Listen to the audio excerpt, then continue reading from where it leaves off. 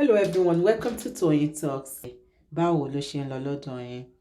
Okay, this is just a quick one. I'd like to thank you all for watching. Till I'll see you in my next video. Stay safe, stay blessed. I love you all. Bye. Let me just tell you now, I'm sorry. This is not to attack anybody. I have always said this and people know that. If I'm a man, look at me very well. And your community, many of you men that you are living where you are living abroad and you are going back home to marry, you are just deceiving yourself. Show me one marriage that you've gone home to bring a wife that works out. I need somebody to show me one marriage. I need somebody to show me one marriage that you left abroad, ladies, and you went back home to bring a wife and it worked out. Show me that one marriage. As a matter of fact, men that you bring from Nigeria, they are a bit loyal than women. Show me that one marriage. Just stay here and marry your wife. I would rather remain single in this Nigeria of our time than go back home to go and marry.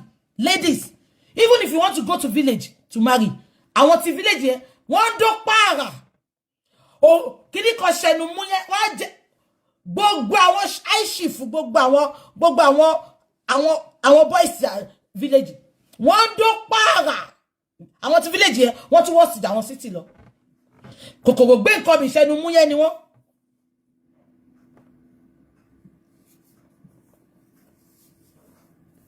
Abeg gbo mi sha. At US at Germany at anywhere. Olden days it works. But Nigeria of today, social media of today, computerized society, just leave them there. If you only love for panu o, to ba lo Naija fi won panu nkan alejo ni won, tuto die ni won. Ṣùgbọ́n ko fe yawo, ma fe won ko mu won wa bi o. Wọ́n á dó gbogbo àwọn ọ̀rẹ́ mo boda kan. Àǹtí yẹn kọlà sóhùn níbi tó gidi. Boda yẹn tiraka boda yẹn ò níwèé. Iṣẹ́ security ni boda yẹn ṣe. Boda yẹn mú àǹtí wá pẹ̀lú ọmọ méjì. Ìgbà yẹn ìlú òyìnbó yìí dá. Wọ́n wọlé illegally ni. Ṣó ti yé yín wọ́n ṣá manage ara wọn. Boda yìí á fàṣẹ security látàárọ̀ dalẹ́ 7 days. Ó wá ṣe cleaning fún ìyàwó náà. Obìnrin tó ń ṣe ṣìnà kò sí bẹ́ẹ̀ ṣe lè gba ṣìnà lójú ẹ̀. Wọ́n bú gbogbo ọmọ wọn wá. Last born nìkan lọ́mọ wa. Last born was about 3 years old when they bought her. Boda yẹn ló kọ́kọ́ wá. Ó wá ní kíyàwó máa bọ̀ pẹ̀lú last born. Àwọn ọmọ àgbà tó kù they were left with the lady's mother. That is not the bone of contention. Ìgbà tí boda yẹn dé. Ṣó ti yé yín? The guy brought her to look after the child so that the man can work. She got a cleaning job. She de mo lo bi àwọn èyàn iṣẹ́ ọdẹ, iṣẹ́ security in iṣẹ́ ọdẹ. You can work 24 hours sometimes. Some people go 2 days, they won't come back home. You can check with some people. Àṣetí boda ìbá ti lọ. Ṣé ń lórí burúkú. Only don't say bad things about ladies. You are a lady too. Orí ẹ ò pé ó ní kúre. So because I'm a lady, I should be entertaining rubbish. I have the guts. I have every 100% to talk this because I'm decent. If decency was a person, I'm decent. I'm not a wayward person. I'm not promiscuous. I don't know what you want to give me to sleep with you. I am not enticed with anything a guy have. Timba ni mo nfe abara wa so. Mo nífẹ̀ẹ́ ni is not because of anything. So ìwọ lórí burúkú tó sọ pé don't say that you are a woman. But we lórí burúkú àbúrò àṣànà ni àpọ̀kọ̀dá yìí olóṣì. I'm saying this because I am not one of them. Ṣé Ìyábọ̀ Òjó ló fẹ́ wá advice yín báyìí? Mo bèrè ni. Ṣé Ìyábọ̀ Òjó ló fẹ́ wá advice yín báyìí? Orí yín burú. I'm saying it, I'm calling them out because I am not one of them. And I've said it, we still have decent ladies. Not all ladies. So when you're telling me not to talk because I'm a lady, lem patronize in Kotioda. Am I communicating? So that guy, he works all through the night. Sometimes it can go for 2 days. The guy said, when I started noticing there's something wrong, my wife is doing cleaning, but she went to drop my child with a childminder. Oh, I love you almost on a childminder. Cooking the come wale. Obìnrin olóṣì, àwa lọ máa wo ọmọ lọ́dọ̀ childminder. Àṣà àwọn ọ̀rẹ́ ọkọ ló ń jẹṣẹ́ ìmọ́nulé.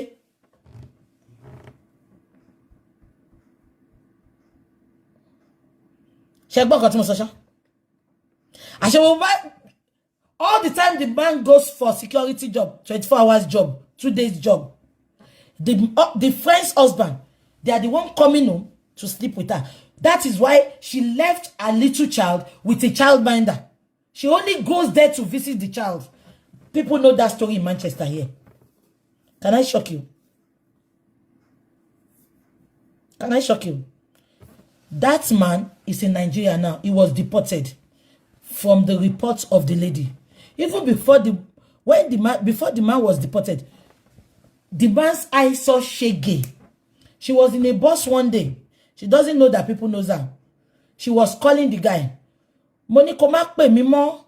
Wo £5 lo jẹ mi. Ma send £5 in Nigeria wọ́n fi bá tiẹ̀ jẹ́.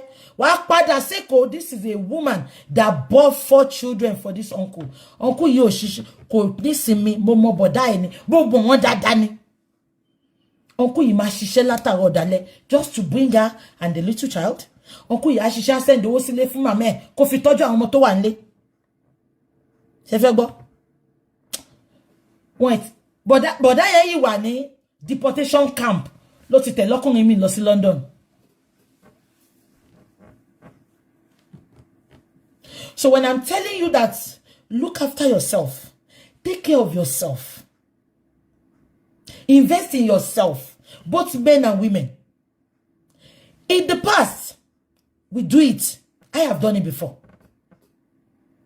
When I date you and I like you, you don't have to marry me. I'll go to any length for any man that I like, not because of money. I've dated middle class, high class. Am I communicating? So it's not about money. I have to like you. I have to love you. But that was then. It's not happening again now. Because many of these ladies are cheap. It's because they lack of confidence. That's why you're seeing them doing BBL. BBL without brain is nonsense.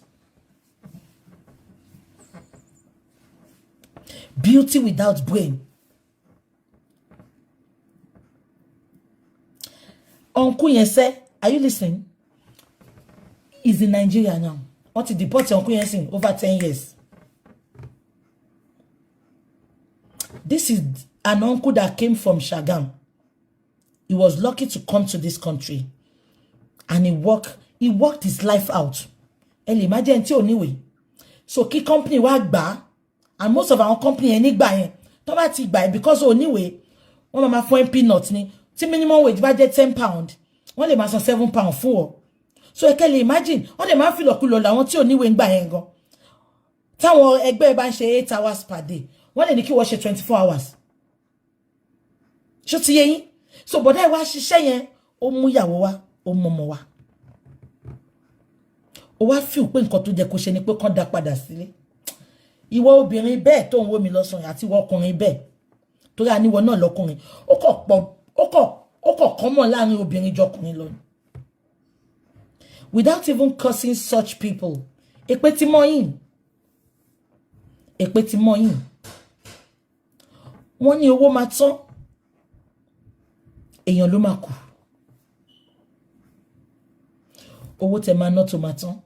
Má fún yín scenario kan. Mo fẹ́ níwèé. Kọ́lọ̀ bá mi fọ̀run kí àǹtí yẹn. There was this auntie. She's in this country.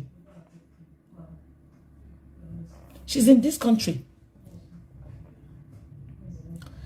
She had gone through a lot before she got a red passport. So the day she got a red passport, a British passport, when she got her British passport, she has not been to Nigeria for like 15 years. You know, she was, you know, planning her resident permit and everything. Yeah. So when she eventually got her British passport, so within a week, she planned that she was going home. Her first thing was that she wants to go home. She wants to travel to see her families back home. She had packed her bags. She has packed everything that she was going home. Can I shock you? She was about to travel the next day in the morning. All her boxes were downstairs, ready for the taxi to come and pick her. Can I shock you? She got her red passport. She got her British passport. But she was not opportuned. She was not opportuned to get to Nigeria. She died that morning she was supposed to travel. It's not a hidden news. A lot of people knew about that news in Manchester here. She did not have that opportunity to see her family for over 15 years. And when she got that thing she had been working for, that thing she had been suffering for, she was not opportuned to use it. New passport. She was not opportune to stamp it. She was not opportune to travel. We are not using this to condemn her, to mock her. We are just using it to reference.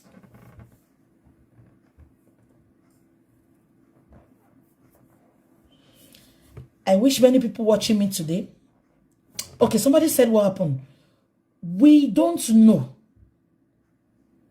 But according to what I think they said happened, from heart attack, high blood pressure, something, because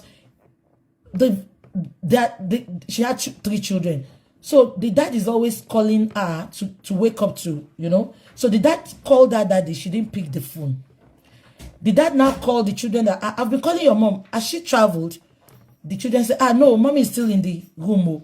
So the dad said, she's supposed to be in the airport by now. Can you go and open the door and see what is happening? Your mommy should have woke up to start. She should have been in the airport by now, because she booked a morning journey. By the time the children opened the door, they saw their mom on the floor. They saw their mom on the floor. So they had to call the police. It is a very pathetic story. It is a very pathetic one. So it's not about British passports. It's not about, I want to live in the UK. It is about your heaven.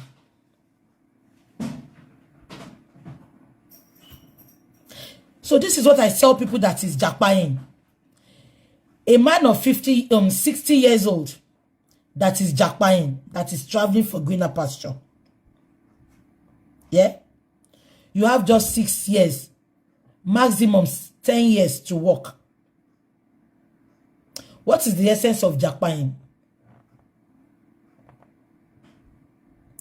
So that is what I'm always praying for. Ìwé dé. Tí ìwé wa bá dé láyé yìí, Ọlọ́run fún wa ní okun àtagbára. Kí ìwé má dé ká má sọ ẹ̀mí wa nù. I know one uncle in this country. Any momo story gone. I know one uncle in this Manchester as well. He has been on the struggle for getting his resident permit for the past 25 years. Yeah. Many of our men are not lucky with resident permit. Women are lucky. But many men are not lucky. Òun náà ló ṣe Pastor Toby. Because he came in as a visitor, he overstayed. Home office are so particular about overstaying. They will tell you, no matter what you are doing, you have to go back. And if you go back, you have to stay. They will delay you for 10 years. That was the problem to Pastor Toby. He came in as a visitor and he overstayed.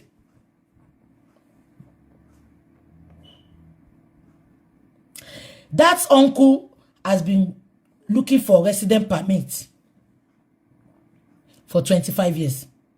The uncle just got his resident permit about 2 years ago and he's 60 already. Ẹ̀gbọ́n ti pé 60. Ẹjọ́ iṣẹ́ mélòó ló kù tó fẹ́ ṣe. Ọ̀rọ̀ wọn dàbí ẹni tó ra kẹ̀kẹ́ ní age 75 ni tó wá ní wẹ́rẹ́ níṣẹ́ Olúwa tí ẹ dà. Tíṣẹ́ Olúwa ò bá ní wẹ́rẹ́ ńkọ́. Wàá ra kẹ̀kẹ́ ní age 80. Abẹ́ni tó wọ uni ní age 70 tó ní Olúwa ṣe torí àánú ẹ̀ dúró títí láíláí ní age 70. Ó ra kẹ̀kẹ́ ní age 60. Ó wá ní wẹ́rẹ́ níṣẹ́ Olúwa tí ẹ dà. Tíṣẹ́ Olúwa ò bá ní wẹ́rẹ́ ńkọ́. Wàá rà ní age 80. Ìgbà tó fún ẹ̀gbọ́n níwèé ní age 60. Ẹjọ́ at 50 years old gan, èmi mo bára mi ṣe máa ń rí sí nǹkan tí mo lè ṣe tẹ́lẹ̀ mo lè ṣe mọ́. Ká má wá sọ 60. Ìgbà wo gan ló fẹ́ ṣiṣẹ́? Ìgbà wo kan ló fẹ́ kójọ? Because sometimes I tell people it is about getting your bearing right. It is about visibility study. Is it going to work like this? Is it going to work like this? Is it going to be like this if I do like this? It is well. I wish everybody watching me today all the best. Let's go into the reason of today. Yeah. We quickly finish Ashana's. I don't think we are going to make a calling show today again. I've wasted your time. We'll do it tomorrow. I promise you. Because I want to go into this Ashana's interview. Let's finish about Ashana's interview. Then I want to analyze something. We can still call him, don't worry. I detected something which I want to tell you people about. So let's quickly finish about Ashana's interview. Somebody told me yesterday that some people are cursing Baba, doing a lot for Baba Mohbad. Please, I want you to press the ignore button.